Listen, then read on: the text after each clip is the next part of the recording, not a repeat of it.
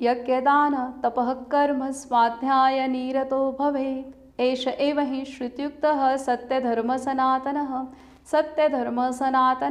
एष आदेशः एष उपदेशः एतद अनुशासनम। सबको नमस्कार।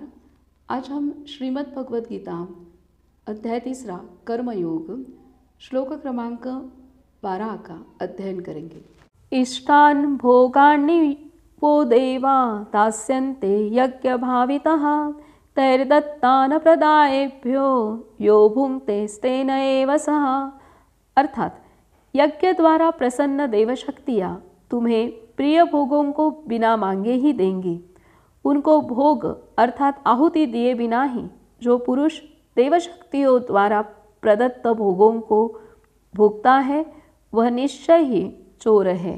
संत ज्ञानेश्वर कहते हैं, ऐसे समस्त भोग भरित होवाल तुम्ही अनार्थ जरी स्वधर्मे निरत वर्ताल बापा अग्निमुखी हवन न करील देवता पूजन प्राप्त वेळे भोजन ब्राह्मणाचे विमुख होईल गुरुभक्ती आदर न करील अतिथी संतोष ने दिल ज्ञाती आपुलिये ऐसा स्वधर्म क्रिया रहितू आथिलेपणे प्रमत्तू केवळ भोगासक्तू होईल जो तया मग अपावो थोर आहे जेणे ते हातींचे सकळ जाय देखा प्राप्त ही न लाहे भोग भोगू।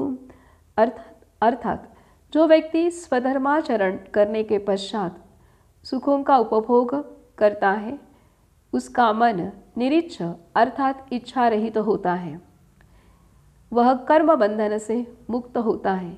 इसके विपरीत जो व्यक्ति स्वधर्माचरण नहीं करता अर्थात अग्निमुख में हवन अर्थात आहुति समर्पित नहीं करता, देवता पूजन नहीं करता, गुरु भक्ति नहीं करता, अन्नदान नहीं करता, अपने कर्तव्य का आचरण नहीं करता और केवल अपने इंद्रिय सुखों में ही रममान होता है, उसका जीवन घोर संकट में व्यतीत होता है।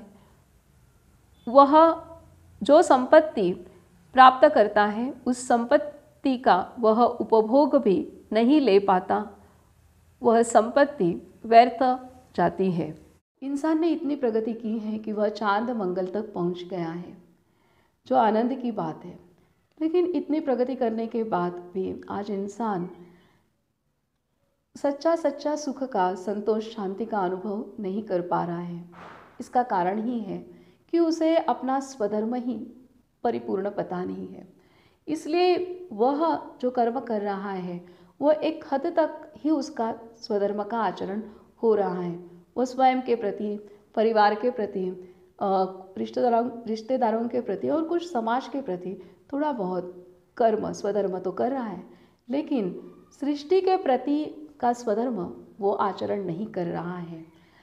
और सृष्टि के प्रति का स्वधर्म आचरण करने के बगैर ही वह 5 तत्व का उपभोग ले रहा है।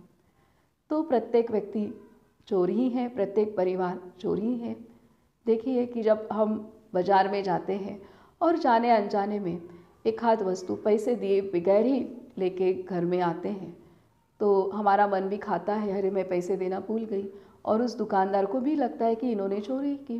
ठीक उसी प्रकार से आज जाने अनजाने में हम हमारा सृष्टि के प्रति, 5 तत्वों के प्रति जो कर्तव्य था वो ही नहीं कर रहे हैं। और कर्मयोग अध्याय में बताया है कि यज्ञाचरण यह हमारी आदि परंपरा है, मूल परंपरा है, प्रधान स्वधर्म है। यज्ञ आचरण करने से सृष्टि का चक्र, 5 तत्व सुनियंत्रित, संतुलित कार्य करते हैं, शुद्ध पुष्टिकारक रहते हैं। और वही आज हम नहीं कर रहे और सृष्टि के प्रत्येक तत्व का उपभोग ले रहे, बारिश का आनंद लेते हैं, सांस ले रहे हैं, अन्न का अनुभव अन्न हमें रोज चाहिए, आकाश तत्व का आनंद ले रहे हैं, प्रकाश सूर्य किरणें ले रहे हैं, ये सब हम ले रहे हैं, लेकिन यज्ञ नहीं कर रहे। तो ईश्वर के दृष्टि में, इन 5 तत्वों की दृष्टि में और सृष्टि के नियमों की दृष्टि में हम चोरी ही तो कर रहे हैं।